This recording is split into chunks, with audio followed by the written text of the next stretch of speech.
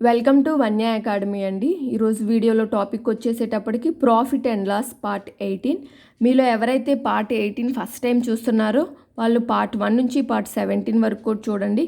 ఆర్డర్లో ఉంటుంది, కంటిన్యూటీ ఉండి మీకు ఈజీగా అర్థమవుతుంది. ప్రీవియస్ పార్ట్స్ చూడాలి అనుకున్న వాళ్ళు ప్లేలిస్ట్లో ప్రాఫిట్ అండ్ లాస్ అనే నేమ్తో ఉంటుంది, ఒకసారి చెక్ చేయండి. ఓకే, సో ఈరోజు ఫస్ట్ ప్రాబ్లం.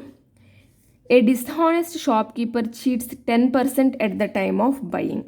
సో ఒక డిస్హానెస్ట్ షాప్ కీపర్ 10% చీట్ చేశాడంట ఎప్పుడైతే అతను కొంటున్నాడో ఆ టైంలోనే. And 10% at the time of selling, అమ్మేటప్పుడు కూడా 10% చీట్ చేశాడంట by using false weight. So false weight use చేసుకొని find his profit percentage. So ఇతని ప్రాఫిట్ పర్సంటేజ్ ఎంతో ఫైండ్ అవుట్ చేయమంటున్నారు. ఓకే, సో ఈ డిస్హానెస్ట్ షాప్ కీపర్కి సంబంధించిన కాన్సెప్ట్ బేసిక్ మోడల్స్ మనం పార్ట్ 17లో డిస్కస్ చేసుకున్నాం. మీలో ఎవరైనా పార్ట్ 18 ఫస్ట్ టైం చూస్తుంటే అట్లీస్ట్ ఫస్ట్ పార్ట్ 17 చూడండి, మీకు ప్రాబ్లమ్స్ క్లియర్గా ఉంటాయి. ఓకే అండి, సో నేను కాన్సెప్ట్ చెప్పేటప్పుడు చెప్పాను. సో ఈ డిస్హానెస్ట్ షాప్ కీపర్స్ అనే వాళ్ళు ఏం చేస్తారంటే హోల్సేలర్ నుంచి కొనేటప్పుడైనా చీట్ చేస్తారు, లేదా వాళ్ళు వాళ్ళ కస్టమర్స్కి అమ్మే టైంలో అయినా చీట్ చేస్తారు. సో ఇతను ఏం చేశాడు, హోల్సేలర్ దగ్గర నుంచి కొనేటప్పుడు 10% చీట్ చేశాడు. అంటే మేబీ అతను ఒక కొనాల్సిన వెయిట్ కన్నా 10% ఎక్కువ వెయిట్ తీసుకుంటే హోల్సేలర్ దగ్గర నుంచి ఇచ్చే ప్రైస్ మాత్రం సేమ్ వెయిట్కే ఇస్తాడన్నాడు. అలానే సెల్ చేసేటప్పుడు కూడా ఫాల్స్ వెయిట్ యూజ్ చేసుకొని 10% తగ్గించి వెయిట్ వాళ్ళకి అమ్ముతున్నాడు. సో ఈ రెండు కేసెస్లో ఆయన ఇలా చీట్ చేయడం ద్వారా టోటల్గా అతనికి ఎంత ప్రాఫిట్ వచ్చిందో ఫైండ్ చేయమంటున్నారు. ఓకే, సో ఫస్ట్ నేను బేసిక్ మెథడ్ చెప్తాను, అలానే షార్ట్ కట్ మెథడ్ చెప్తాను. అలానే ఇలాంటి మోడల్స్ రైల్వేలో కొంచెం డిఫరెంట్గా ఆన్సర్ ఇస్తూ ఉంటారు. అలాంటి కేసెస్లో ఎలా చేయాలో కూడా చెప్దాం. First basic method. For example cost price 1000 గ్రామ్స్కి 1000 రూపీస్కి 1000 గ్రామ్స్ అతనికి వస్తుంది అనుకుందాం. సో ఎనీథింగ్ ఏదైనా సరే 1000 గ్రామ్స్ యొక్క కాస్ట్ ప్రైస్ 1000 రూపీస్ అనుకుందాం.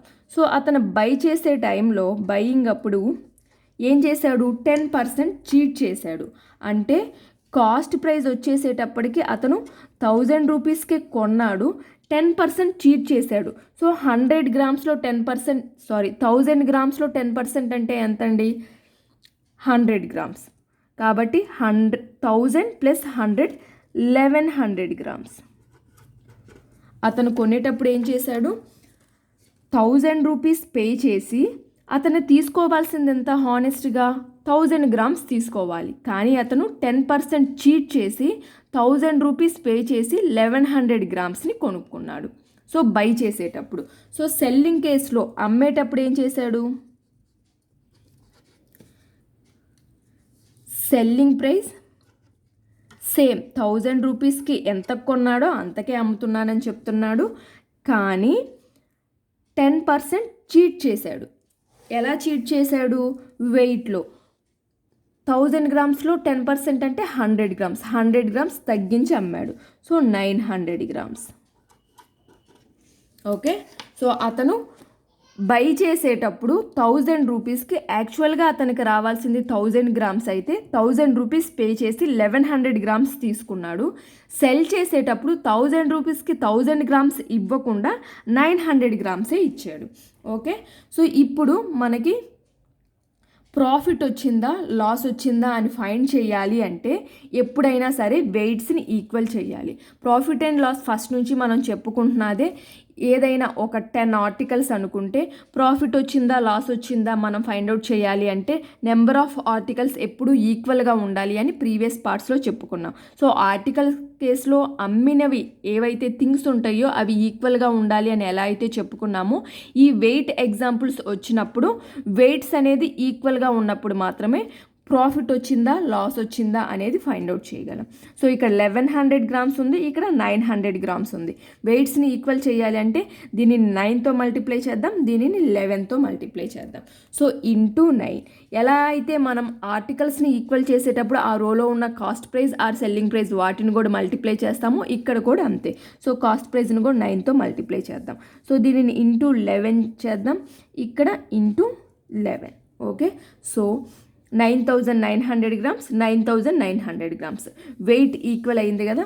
సో కాస్ట్ ప్రైస్ ఎంత అయింది? 9,900 గ్రామ్స్ యొక్క కాస్ట్ ప్రైస్ ఏమవుతుంది? 9,000 రూపీస్ అయింది. సెల్లింగ్ ప్రైస్ ఏమైంది? 11 ఇంటూ 1000, 11,000 రూపీస్ అయింది. సో కాస్ట్ ప్రైస్ వచ్చింది, సెల్లింగ్ ప్రైస్ వచ్చింది. ప్రాఫిట్ పర్సంటేజ్ ఏమవుతుంది? Profit by cost price into 100. So profit 2,000 by 9,000 into 100. So zeros cancel అయిపోతాయి. 200 బై 9 అంటే 22.22% ప్రాఫిట్ వస్తుంది. సో బేసిక్ మెథడ్ కాన్సెప్ట్ని యూజ్ చేసుకొని మనం డిస్కస్ చేసుకునే మెథడ్. సో ఈ బేసిక్ మెథడ్ ఇది. నెక్స్ట్ సెకండ్ మెథడ్ చెప్తాను. సెకండ్ మెథడ్ షార్ట్ కట్ అనుకోండి. సో అతను బయ్యింగ్ టైంలో ఎంత పర్సెంట్ చీట్ చేశాడండి? 10%. సో పర్సంటేజెస్ని ఫ్రాక్షన్గా కన్వర్ట్ చేసుకుంటే 1/10. బై చేసే టైంలో అతను చీట్ చేశాడు అంటే 10 అతను ఒరిజినల్గా తీసుకోవాల్సింది, కానీ అతను ఎంత తీసుకుంటున్నాడు? 10 + 1 11. ఓకే, సెల్ చేసే టైంలో సెల్లింగ్ టైంలో కూడా ఎంత చీట్ చేశాడు? 10% చీట్ చేశాడు.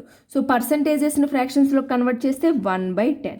సో అతను ఈ కేసులో రివర్స్. ఓకేనా, బై చేసేటప్పుడు మాత్రం తక్కువ దానికి పే చేస్తాడు, ఎక్కువ తీసుకుంటాడు. కాన్సెప్ట్ క్లియర్ కదా. సెల్లింగ్ అప్పుడు అతను ఎంత చేస్తాడు? తక్కువ సెల్ చేస్తాడు. కాబట్టి 10 - 1 9,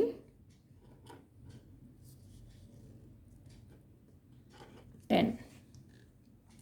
ఓకే, బై చేసేటప్పుడు అతను ఒరిజినల్గా 10K పే చేస్తాడు, కానీ తీసుకునేది 9. ఓకే, ఒరిజినల్ తీసుకునేది.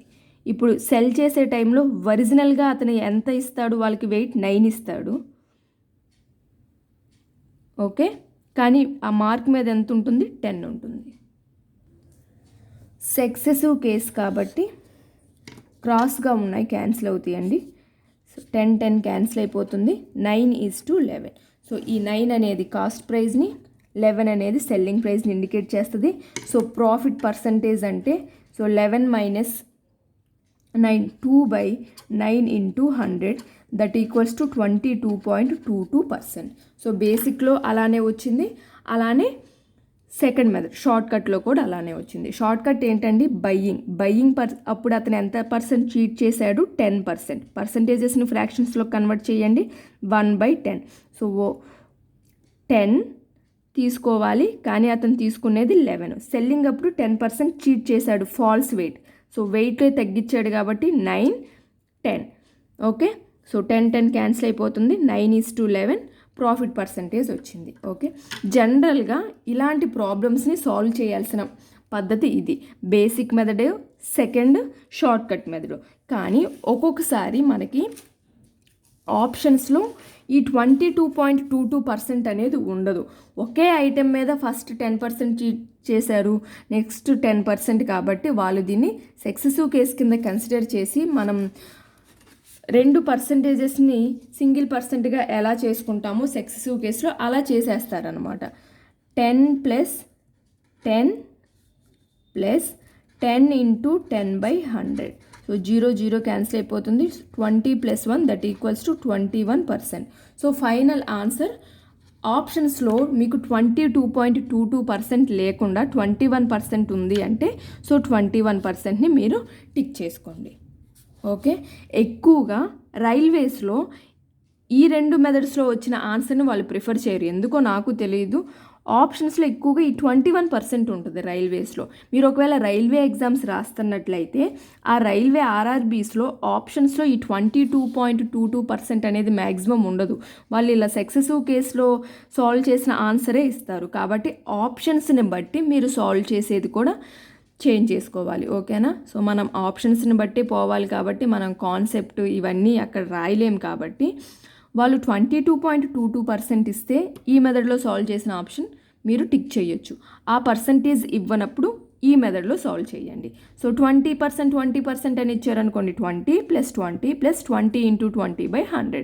సో 20 + 20 40, 40 + 2 2s are 4, 44% అవుతుంది. సో ఇక్కడ పర్సంటేజెస్ వాళ్ళు ఇచ్చినవి మీరు రాసుకొని సాల్వ్ చేయండి ఆప్షన్స్లో. ఇలా సాల్వ్ చేసిన ఆన్సర్ ఆప్షన్స్లో లేనట్లయితే ఈ మెథడ్కి వెళ్ళండి. మ్యాక్సిమం రైల్వేస్లో ఈ మెథడ్లోనే ఆప్షన్స్ ఇస్తారు. కొన్ని రిమైనింగ్ ఎగ్జామ్స్లో ఈ ఆప్షన్స్ ఇస్తారు. కాబట్టి మీరు ప్రిపేర్ అవుతున్న ఎగ్జామ్ అలానే ఆ ఎగ్జామ్లో ఇచ్చిన క్వశ్చన్స్లో ఉన్న ఆప్షన్స్ని బట్టి మీరు చూస్ చేసుకోవాల్సి ఉంటుంది మెథడ్. అది గుర్తుపెట్టుకోండి ఈ మోడల్లో. Okay, next problem.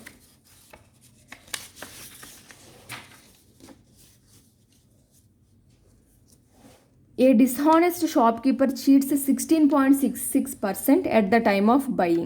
సో అతను బై చేసేటప్పుడు 16.66% చీట్ చేశాడంట. And 12.5% at the time of selling. Sell చేసేటప్పుడు 12.55% చీట్ చేశాడు by using false weight. Find his profit percentage. So buy చేసేటప్పుడు బయ్యింగ్ టైంలో ఎంత చీట్ చేశాడు? 16.66% చీట్ చేశాడు. సో పర్సంటేజెస్ని ఫ్రాక్షన్స్లో కన్వర్ట్ చేస్తే 1/6 అవుతుంది.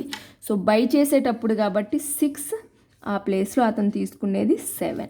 సో అతనికి ప్రాఫిటే కాబట్టి. నెక్స్ట్ సెల్ చేసేటప్పుడు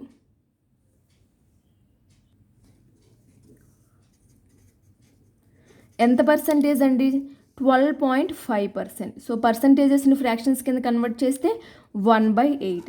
సో బయ్యింగ్ అప్పుడు అతనికి వచ్చింది ప్రాఫిటే, సెల్ చేసినప్పుడు అతనికి వచ్చింది ప్రాఫిటే కాబట్టి సో 8 - 1 7, 8. ఓకే,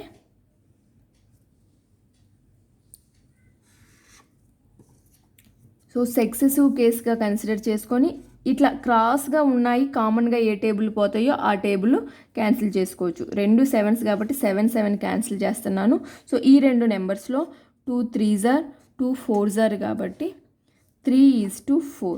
సో ఇది కాస్ట్ ప్రైస్ని ఇండికేట్ చేస్తుంది, ఇది సెల్లింగ్ ప్రైస్ని ఇండికేట్ చేస్తుంది. Okay, so cost price 3, selling price 4 కాబట్టి ప్రాఫిట్ పర్సంటేజ్ ఎంతండి? 1/3 × 100 దట్ ఈక్వల్స్ టు 33.33% అతనికి వచ్చిన ప్రాఫిట్ పర్సంటేజ్. సో బయ్యింగ్ అప్పుడు అతను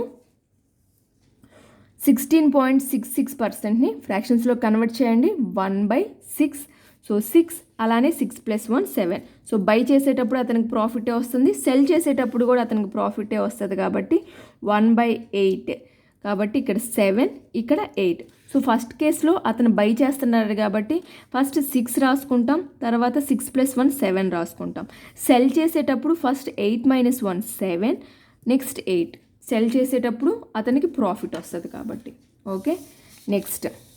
A dishonest shopkeeper promised us to sell his goods at the cost price but uses 950 grams weight instead of 1 kg.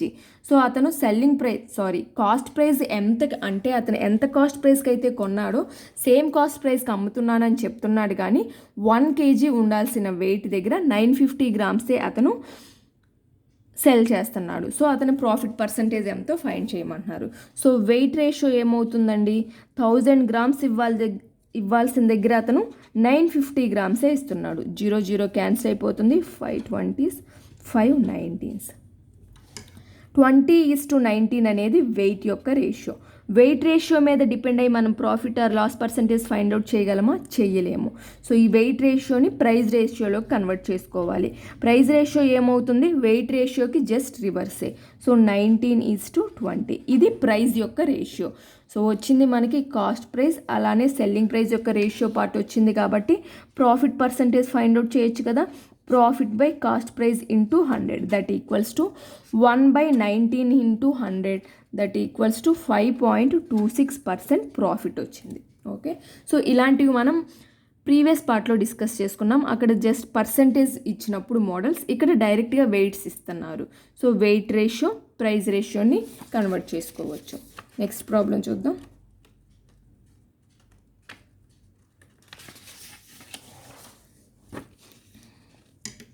A dishonest shopkeeper promises to sell his goods at the cost price but uses 750 grams weight instead of 1 kg.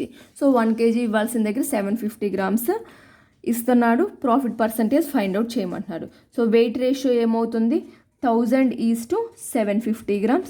So 4:3 అవుతుంది. So wait రేషియోలో ప్రాఫిటా లాసా find out చేయలేం కాబట్టి price రేషియోలో convert చేస్తాము. So 3:4.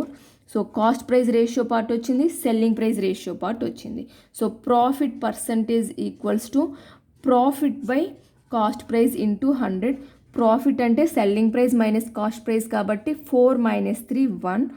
1/3 into 100 that equals to 33.33%. Okay.